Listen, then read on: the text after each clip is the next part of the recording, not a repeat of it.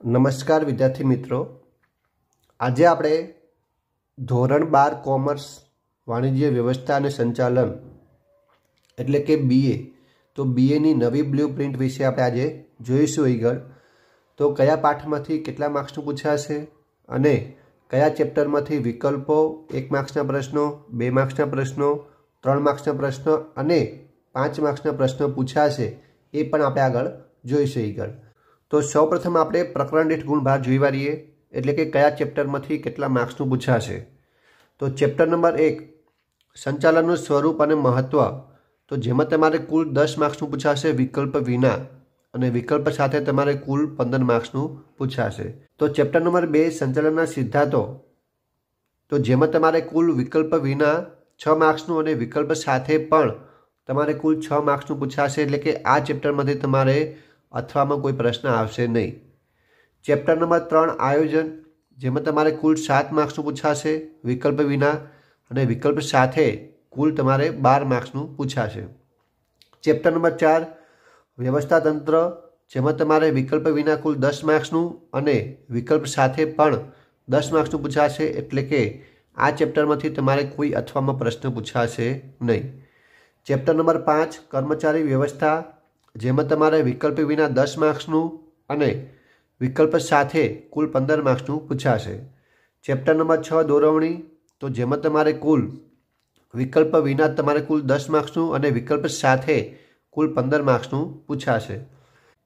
Chapter number 7 અંકુશ, જેમાં તમારે કુલ વિકલ્પ વિના કુલ 6 માર્ક્સનું અને વિકલ્પ સાથે તમારે કુલ 8 માર્ક્સનું પૂછાશે. ચેપ્ટર નંબર 8 નાણાકીય સંચાલન, જેમાં તમારે કુલ 8 માર્ક્સનું પૂછાશે વિકલ્પ વિના અને વિકલ્પ સાથે પણ તમારે કુલ 8 માર્ક્સનું પૂછાશે. એટલે કે આ ચેપ્ટરમાંથી તમારે ગળ અથવામાં કોઈ પ્રશ્ન પૂછાશે નહીં. ચેપ્ટર નંબર 9 નાણાકીય બજાર, જેમાં તમારે વિકલ્પ વિના 8 ગુણનું અને વિકલ્પ સાથે પણ 8 ગુણનું, એટલે કે આ ચેપ્ટરમાંથી તમારે ગળ અથવામાં કોઈ પ્રશ્ન આવશે નહીં. ચેપ્ટર નંબર 10 બજાર પ્રક્રિયા સંચાલન, જેમાં તમારે કુલ 9 માર્ક્સનું પૂછાશે વિકલ્પ વિના અને વિકલ્પ સાથે કુલ 12 માર્ક્સનું પૂછાશે. ચેપ્ટર નંબર 11 ગ્રાહક સુરક્ષા, જેમાં તમારે કુલ 8 માર્ક્સનું પૂછાશે વિકલ્પ વિના અને વિકલ્પ સાથે કુલ તમારે 13 માર્ક્સનું પૂછાશે. ચેપ્ટર નંબર 12 ધંધાકીય પર્યાવરણ, તો જેમાં તમારે કુલ 8 માર્ક્સનું પૂછાશે વિકલ્પ વિના અને વિકલ્પ સાથે પણ તમારે કુલ 8 માર્ક્સનું પૂછાશે. એટલે કે આ ચેપ્ટરમાંથી અથવામાં કોઈ પ્રશ્ન આવશે નહીં. હવે આપણે આગળ કયા વિભાગમાંથી કેટલા પ્રશ્નો આવશે અને કેટલા માર્ક્સનું પૂછાશે એ આપણે જોઈ વાળીએ. તો વિભાગ એની વાત કરીએ તો વિભાગ એની અંદર તમારે કુલ 20 પ્રશ્નો આપેલા હશે, એટલે કે 20 વિકલ્પ હશે અને દરેક વિકલ્પનો 1 ગુણ હશે અને દરેક વિકલ્પ તમારે ગળ ફરજિયાત લખવાનો હશે, જેમાં તમારે કુલ 20 માર્ક્સનું પૂછાશે વિભાગ એમાંથી. વિભાગ બીની વાત કરીએ આપણે ગળ, તો જેમાં તમારે કુલ 21 થી 30 નંબર સુધી પ્રશ્નો આપેલા હશે, એટલે કે કુલ 10 પ્રશ્નો આપેલા હશે અને દરેકે દરેક પ્રશ્ન ફરજિયાત લખવાનો રહેશે અને તમારે એને એક વાક્યમાં તમારે જવાબ લખવાનો રહેશે, જેમાં તમારે કુલ 10 માર્ક્સનું પૂછાશે. વિભાગ સીની વાત કરીએ તો જેમાં તમારે ગળ 31 થી 47 એમ તમારે કુલ 17 પ્રશ્ન આપેલા હશે અને 17માંથી તમારે કોઈ પણ 13 પ્રશ્નો લખવાના રહેશે, દરેકના 2 ગુણ હશે અને કુલ 26 માર્ક્સનું તમારે ગળ વિભાગ સીમાંથી પૂછાશે. હવે આપણે આગળ વિભાગ ડી, તો વિભાગ ડીની અંદર કુલ 48 થી 59 સુધી એમ કુલ 12 પ્રશ્નો આપેલા હશે અને એ 12 પ્રશ્નોમાંથી તમારે કોઈ પણ 8 પ્રશ્ન તમારે મુદ્દાસર લખવાના રહેશે. દરેક પ્રશ્નના 3 ગુણ હશે, જેમાં તમારે કુલ 24 માર્ક્સનું પૂછાશે. હવે આપણે આગળ વિભાગ ઈની વાત કરીએ તો વિભાગ ઈની અંદર તમારે કુલ 60 થી 65 સુધી પ્રશ્નો આપેલા હશે, જેમાં તમારે કુલ 6 પ્રશ્નો હશે અને એ 6 પ્રશ્નોમાંથી તમારે કોઈ પણ 4 પ્રશ્નોના જવાબ લખવાના રહેશે અને દરેકના 5 ગુણ હશે. એમ કરીને તમારે કુલ 20 માર્ક્સનું પૂછાશે. હવે આપણે આગળ કયા ચેપ્ટરમાંથી વિકલ્પ પૂછાશે, કયા ચેપ્ટરમાંથી 1 માર્ક્સના પ્રશ્નો પૂછાશે, કયા ચેપ્ટરમાંથી 2 ગુણના પ્રશ્નો પૂછાશે, કયા ચેપ્ટરમાંથી 3 ગુણના પ્રશ્નો પૂછાશે અને કયા ચેપ્ટરમાંથી 5 ગુણના પ્રશ્નો પૂછાશે એ આપણે જોઈ વાળીએ.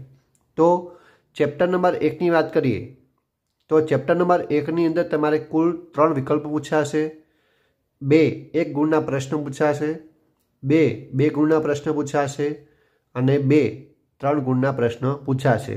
એમ કરી તમારે કુલ 15 માર્ક્સનું તમારે ચેપ્ટર નંબર 1માંથી પૂછાશે।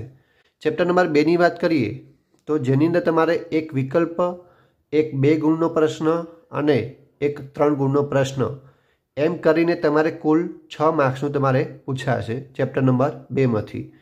ચેપ્ટર નંબર 3ની વાત કરીએ તો જેમાં તમારે 2 વિકલ્પ, 1 માર્ક્સનો 1 પ્રશ્ન આવશે, 2 ગુણના 2 પ્રશ્ન આવશે અને એક 5 ગુણનો પ્રશ્ન આવશે। એમ કરીને તમારે કુલ 12 માર્ક્સનું પૂછાશે ચેપ્ટર નંબર 3માંથી।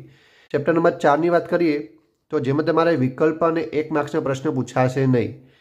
તમારે એની અંદર તમારે 2 ગુણના 2 પ્રશ્ન અને 3 ગુણના 2 પ્રશ્ન પૂછાશે અને એમ કરીને તમારે કુલ 10 માર્ક્સનું પૂછાશે। 5ની વાત કરીએ તો જેમાં તમારે એક વિકલ્પ, 2 ગુણના 2 પ્રશ્ન અને 2 5 ગુણના પ્રશ્ન પૂછાશે। એમ કરીને તમારે કુલ 15 માર્ક્સનું પૂછાશે। ચેપ્ટર નંબર 6ની વાત કરીએ તો જેમાં તમારે એક વિકલ્પ, 2 ગુણના 2 પ્રશ્ન અને 5 ગુણના 2 પ્રશ્ન પૂછાશે અને એમાં પણ તમારે કુલ 15 માર્ક્સનું પૂછાશે। નંબર 7ની આપણે વાત કરીએ તો જેમાં તમારે 2 વિકલ્પો પૂછાશે, 1 ગુણનો 1 પ્રશ્ન પૂછાશે, 2 ગુણનો 1 પ્રશ્ન પૂછાશે અને 3 ગુણનો 1 પ્રશ્ન પૂછાશે અને એમ કરીને તમારે આગળ ચેપ્ટર નંબર 7ની અંદર તમારે કુલ 8 માર્ક્સનું પૂછાશે વિકલ્પ સાથે। ચેપ્ટર નંબર 8ની આપણે વાત કરીએ આગળ તો 2 વિકલ્પ, 1 ગુણનો 1 પ્રશ્ન, 2 ગુણનો 1 પ્રશ્ન અને 3 ગુણનો 1 પ્રશ્ન અને ચેપ્ટર નંબર 8ની અંદર પણ તમારે કુલ 8 માર્ક્સનું પૂછાશે વિકલ્પ સાથે। ચેપ્ટર નંબર 9ની વાત કરીએ તો જેમાં તમારે 2 MCQ આવશે, 1 ગુણનો 1 પ્રશ્ન આવશે, 2 ગુણનો 1 પ્રશ્ન આવશે અને 3 ગુણનો 1 પ્રશ્ન આવશે। એટલે એમ કરીને તમારે ચેપ્ટર નંબર 9માં કુલ 8 માર્ક્સનું પૂછાશે। ચેપ્ટર નંબર 10ની આપણે વાત કરીએ તો જેમાં તમારે 2 વિકલ્પ, 1 ગુણના 2 પ્રશ્ન, 2 ગુણનો 1 પ્રશ્ન અને 3 ગુણના 2 પ્રશ્ન એમ કરીને તમારે કુલ 12 માર્ક્સનું પૂછાશે। ચેપ્ટર નંબર 11ની આપણે વાત કરીએ તો જેમાં તમારે 2 વિકલ્પ, 1 ગુણનો 1 પ્રશ્ન, 2 ગુણનો 1 પ્રશ્ન, 3 ગુણનો 1 પ્રશ્ન અને 5 ગુણનો 1 પ્રશ્ન એમ કરીને તમારે અહીંયા કુલ 13 માર્ક્સનું પૂછાશે। ચેપ્ટર નંબર 12ની આપણે વાત કરીએ તો જેમાં તમારે કુલ 2 વિકલ્પ આવશે, 1 ગુણનો 1 પ્રશ્ન, 2 ગુણનો 1 પ્રશ્ન, 3 ગુણનો 1 પ્રશ્ન અને એમ કરીને તમારે અહીં કુલ 8 માર્ક્સનું પૂછાશે ચેપ્ટર નંબર 12માંથી।